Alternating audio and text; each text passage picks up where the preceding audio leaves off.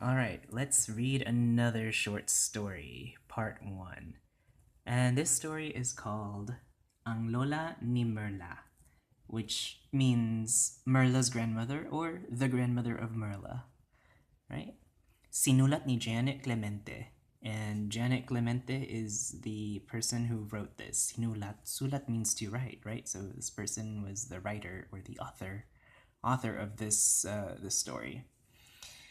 It's a little lengthy, so there might be like parts of this video, but let's begin. And just some notes is that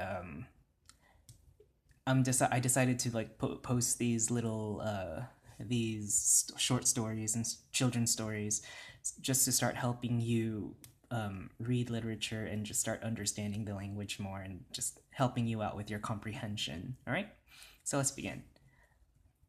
Adunay usa ka bata nga gingalan og Merla. So this means there is a child, right? There's one child. Adunay usa ka bata. There is one child nga gingalan og Merla, who that was named Merla, right? So there once was a child whose name was Merla. Okay? Siya nagpuyo ipon sa iyang lola mamita, right? Siya nagpuyo ipon sa iyahang lola mamita. So she nagpuyo lives, and ipon is a word meaning like to live with somebody, like to share or have a living with somebody, or I guess cohabit, whatever that word is, cohabit. I'm not sure what the English word is, but it's like you're sharing or living with somebody or someone under someone's roof, right? Sa iyahang lola mamita. So she lives with her lola mamita. Nagtrabaho sa Estados Unidos ang mama ug papa ni Merla, maong si lola mamita lang ang nag-atiman kaniya. Right? So her mom and dad works in the United States. Maong si lola. So maong, remember we talked about what maong means, is like equivalent, right? Equivalent, or so that, because of that or because of something happened, like this is the cause or the equivalence of, right? Maong si lola mamita lang ang nag-atiman kanya. So lola mamita or grandmother amita is the only one that is nag-atiman. Atiman is the root verb, so root verb meaning like to tend to something, to give attention to something, or to care for something or someone, right? So she's the only one that is caring kanya, to her, to him, her. Kanya, remember that oblique, it's that oblique pronoun. If you have forgotten, just take a look at the past video. But kanya, nag-atiman kanya, to who nag-atiman kanya is like who was giving care for to that person, to her, to him. Okay, it's that direct object kind of deal. Pinalangga kaayo, right? Pinalangga kaayo si Merla sa iyahang lola. If we take a look at pinalangga, if we take a look at the unconjugated word before it got changed, right, we get palangga. And I think I told you what palangga was in a previous video. So it means like beloved or dear, or like your little care, your little honey, your little dear, your little cherished one, right? And we put the in infix for that, so we get something that's in the state of being beloved, right? So pinalangga kaayo si Merla. Merla was beloved so much, kaayo, right? Sa iyang, by her grandmother, sa iyahang lola. Ihatod ug kuhaon si Merla sa iyahang lola sa eskwelahan. Ihatod means to escort or to send somebody. Hatod, right? To not fetch, but it's the opposite. You're gonna take somebody somewhere, either by vehicle or by walking or whatever. You're gonna escort or give someone a ride, something like that. Ug and kuhaon. Kuha means to take, right? Kuhaon is like the taking, so taking of someone from somewhere. In this case, ihatod ug kuhaon si Merla sa iyahang lola sa eskwelahan. In this case, hatod and kuha both mean to take her to school and also take her back from school. So going back and forth to school, like she's like the escort to her. So Hatod and kuha. Ihatod ug kuhaon si Merla sa iyang lola sa eskwelahan. Puno siya sa pag-amuma, right? Puno siya sa pag-amuma sa iyang lola mamita. This is also a similar sentence to the pinalangga. Pag-amoma is like to give so much love and care, to provide a lot of care. So puno siya sa pag-amoma. Puno means she's full, right? Puno is full. Puno siya sa pagmoma. She's full of being loved and cared for by sa iyang lola mamita. Gani, remember we talked about gani, that enclitic particle, and this is why I cover enclitic particles and other grammatical stuff early before I start into literature, because when I start making these videos with short stories like this one, like children's stories, and later on it's going to get a little complicated, I bet. So, but right now we're just taking it step at a time.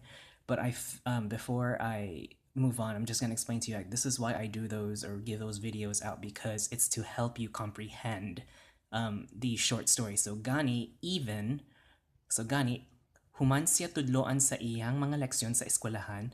So even when she is done, right? Human is to be finished. She, right? Human siya tudloan sa iyang mga leksyon sa eskwelahan. Even when she is done studying or learning, even when she's done learning lessons from school, mga leksyon sa eskwelahan is lessons from school, comma, right? So even when she's done learning lessons from school, paimnon dayon siya og gatas sa iyang lola. Paimnon. The verb here is inom, but remember how we talked about morphological process, right? So we have what's called metathesis. So inom goes to imnon. There's a imnon, and we added the pa prefix, right? So paimnon dayon, right? So painom dayon siya. So she drinks immediately, or she drinks right after, or right after she's done with her lesson, she drinks immediately. Og gatas sa iyang lola. Gatas, remember the og, we're marking the object. Gatas sa iyang lola, milk from her grandmother. So she drinks immediately milk from her grandmother. Gani, human siya tudloan sa iyang mga leksyon sa eskwelahan, paimnon dayon siya og gatas sa iyang lola. Even when she's done learning from her lessons in school, she drinks immediately milk from her grandmother. Kanunay usab siyang basahan sa iyang sorry, let me start that one again. Kanunay, which means forever or always, right? Always. Kanunay usab siyang basahan sa iyang lola mamita og istorya gikan sa libro. Okay, so always, also usab, remember it's again, always again. Siyang basahan sa iyang lola mamita. So in this case, it's talking about Lola Mamita is the one reading to her. Siyang basahan sa iyang Lola Mamita og istorya, og again, istorya gikan sa libro. So we're talking about our object here, the story from the book. So all the time she is reading the stories, her grandmother is reading her stories from books, or from the book, all the time. Kanunay, right? Sa dili pa sila mga tulog, comma, right? So the first part of the sentence, sa dili pa sila mga tulog, means when they're still not asleep, or when they're still not sleeping, mag-ampo gayud sila. Mag-ampo gayud sila. So it's the verb here is ampo. Mag-ampo means you're gonna be praying. You're gonna be praying, right? Gayud sila. And gayud, gyud, remember, really, like, it's that whatchamacallit, that I'm blanking out. It's that expressive enclitic particle gayud, meaning really or very, right? So they would really pray, or in that sort of sense, they'd even pray, right? Sa dili pa sila mga tulog, mag-ampo gayud sila. So when they're still not sleeping, they would even pray. Usaka adlaw ni Ana, right? Now, usaka adlaw ni Ana. So one day in that moment, or one day, ni Ana is just describing that kind of day. Ni Ana, oh, usaka adlaw ni Ana. It's more like, oh, it's just that day, right? So for one day, in that particular day, pagmata ni Merla, when Merla woke up. Mata means to wake up, right? So pagmata ni Merla. So Merla woke up. When Merla woke up, niadto dayon sa kwarto sa iyang lola, right? Niadto dayon, so she went, because adto is to go. Niadto dayon, she went quickly or immediately. Dayon means like now. So like karon dayon means today, now. Dayon means now.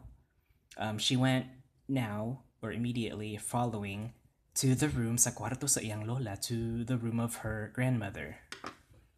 All right, and this is part one of the story. Ang Lola ni Merla.